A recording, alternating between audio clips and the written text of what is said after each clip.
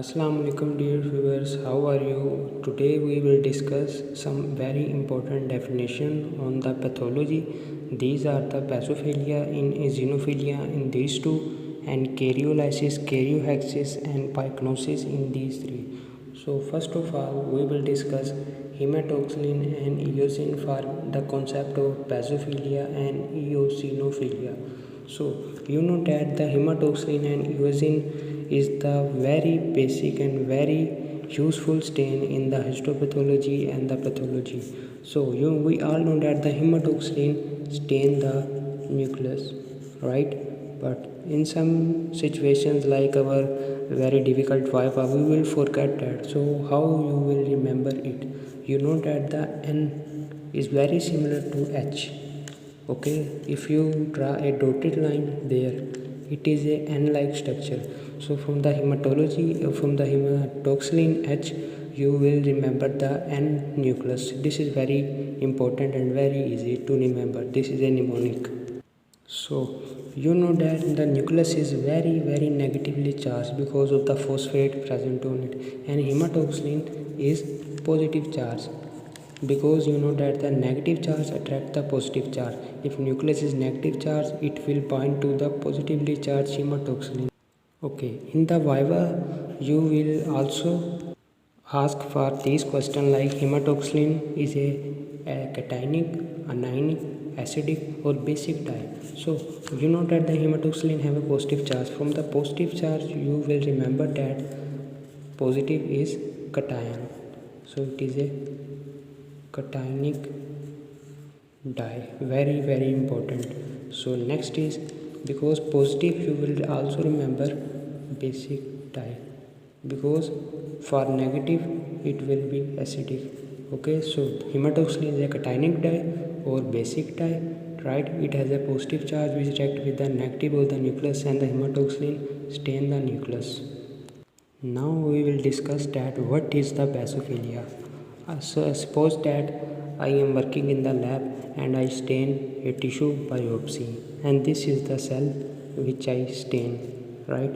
And after the staining I will see that the cell have a nucleus and which is purple in the color because the hematoxylin color is purple, and the rest of the this is the pink in color. So this is the blue color, right? And I will term this blue color as the basophilia, right? So this is the point. This is the basophilic area, blue purple area, sorry.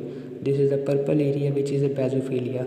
So when you see under the microscope and you see that a cell with a purple like color in the center, this is the nucleus which is stained by the hematoxylin, and we called this blue area as a basophilia.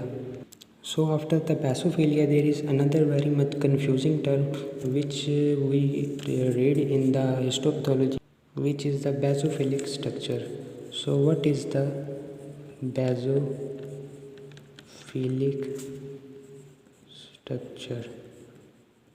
The line is hematoxylin stain the basophilic structure. So what is this? The philic mean loving, right? And the baso mean base, structure which love base. This is the concept.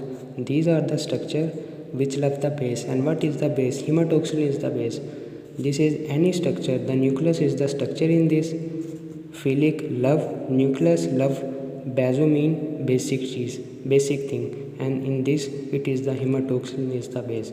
So it is the basic concept.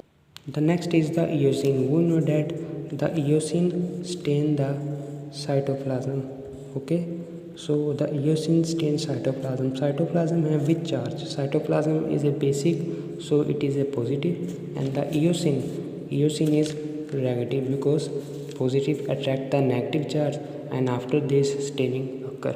So that so I will ask you what is the eosin is a acidic, basic, cationic or anionic. You will only see this sign, it is a negative. So negative mean anionic dye. Okay, this is the anionic dye, and you will also call it acidic dye, right? This is also called acidic dye. Very important. Okay, now I will tell you about a very interesting point. I will draw a cell there. So it is a cell, and I stain hematoxylin and eosin. So this is the nucleus of the cell, and the rest of this is the cytoplasm. The eosin, it is a negative charge, and the cytoplasm is positive charge. It stains the cytoplasm, right? And after this, because it stains the cytoplasm pink, so this all is the pink area. After the staining, if I see there, it is a pink area which surrounds the blue nucleus. So I call this pink area eosinophilia. So this is the eosinophilia. Very important. These are the terms which are mostly confusing the students. So very important. Basophilia is what? Basophilia is the hematoxylin which stain the nucleus, and the nucleus turn purple, right? And we call this purple is blue, or basophilia. And eosinophilia, the whole cytoplasm, whether nucleus present or not, the whole cytoplasm which is pink, we call it eosinophilia. In some very important condition, for example, there is a cancer. We know that a hallmark of the cancer, there are many signs, but one sign is increased nuclear ratio. For example, there is a cell and it has a very increased nuclear ratio, right? So what we call it? We call it increased basophilia, right? Because nucleus size increase, hematoxylin stain whole the nucleus, increase basophilia. And in some condition, if there is no nucleus, right, I stain hematoxylin and eosin, and they stain whole the cytoplasm stain pink, I called it increase eosinophilia. Okay, concept is clear now. Now we will discuss karyolysis, karyohexis and pycnosis. What are these? Remember that all the three are seen in the necrosis, right? And the one which is or the two which are seen in both necrosis and apoptosis, they are the pycnosis and karyohexis. But these two are both seen as necrosis and apoptosis, but karyolysis is only seen in the necrosis. So you see that it is a normal cell. When any stress is applied on the cell, right, any stress is applied on the cell and it is irreversible, then the cell become pycnotic. Okay, pycnosis. So it is condensation of the chromatin. When the chromatin condense at a one point in the cell, this is called the pycnosis. So I write it condensation of chromatin.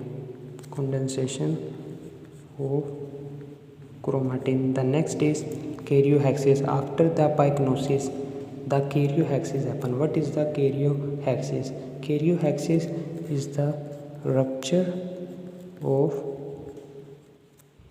nuclear membrane, right? Rupture of membrane. When the membrane rupture, from how we'll remember karyohexis cause rupturing? Because see, there are two R, right? RR. From this you will remember in the karyohexis, rupture of the membrane occur and the fragmentation of the nucleus and the chromatin occur. Okay, then the next point is the karyolysis. Now what is karyolysis? Karyolysis is the dissolution of the chromatin, right? For example, we mix sugar in the water, sugar dissolved in the water. It is like the same that the nucleus or chromatin dissolve. They can't see. I stain H&E staining on the cell, and the cell show all this is pink. No nucleus is seen. We called it increased eosinophilia, because there is no nucleus. All the cell stained by the pink color of the eosin.